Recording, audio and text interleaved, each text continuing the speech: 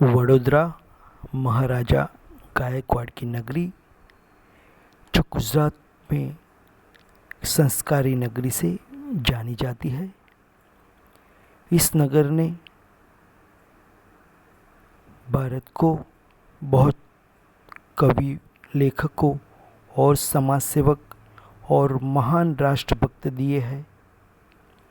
एक समय था जब पूरी दुनिया में एमएस यूनिवर्सिटी का बहुत बड़ा नाम था और उसकी डिग्री की बहुत बड़ी अहमियत थी।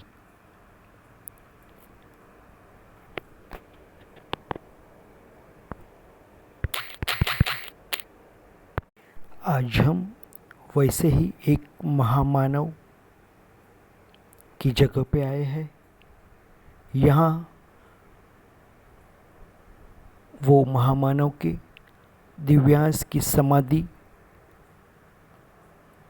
प्रतिष्ठा की गई है, जो स्वातंत्र्य संग्राम के पथदर्शक, महान राष्ट्रभक्त, क्रांतिवीर श्री अरविंद यहाँ स्वातंत्र्य संग्राम के सालों तक से श्री अरविंद,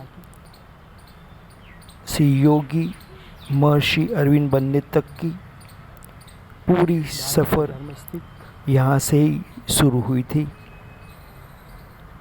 हमारे आज की पीढ़ी को शायद ही उनके विचार और उनका कार्य का पता हो, इसलिए ये छोटा सा प्रयत्न है कि नई पीढ़ी श्री अरविंद, जो आगे जाके योगी महर्षि श्री अरविंद बने, महाराजा सयाजीराव गायकवाड़ के। श्री अरविंद का परिचय महाराजा सर सयाजीराव गायकवाड़ को इंग्लैंड में हुआ, कॉलेज में जिन्होंने रहे और मुत्सदी से और उनकी दूरंदेशी ने भारत के इस महान रत्न को यहाँ पे पहचाना और उनको अपने वडोदरा आने का आमंत्रण दे दिया। और उनके आग्रह पर 1893 से लेकर 1906 तक वडोदरा में कर्मभूमि बनाते हुए वडोदरा का भाग्य हुआ कि ये महामानव यहाँ 13 साल तक रहे और अपने देश की परतंत्रता में असहाय भारत को सब कुछ न्यौछावर करने का कृत निश्चय बने रहे। यहाँ से जाने के बाद श्री अरविंद ने वंदे मातरम नाम से पत्रिका निकाली, जो देश के युवाओं को जगाने और श्री अरविंद क्रांतिकारी बनाने में अहम भूमिका निभाई थी। चैतन्य समाधि वो पत्रिका का नाम बाद में देश का एक स्वातंत्र्य नारा भी बन गया था।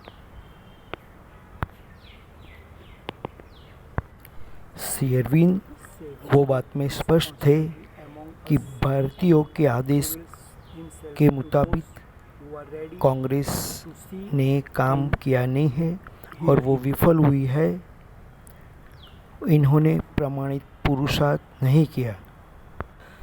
हमारा शत्रु कोई बाहर का नहीं है, पर हमारी अपनी तीव्र स्वार्थ भावना, हमारे दंभ और हमारा अंध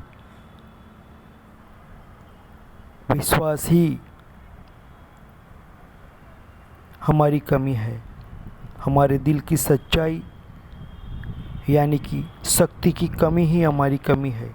उन्होंने बंगाल और महाराष्ट्र के प्रांतों में क्रांतिकारियों के बीच में संगठन और संग्राम करने के लिए प्रेरणा दी।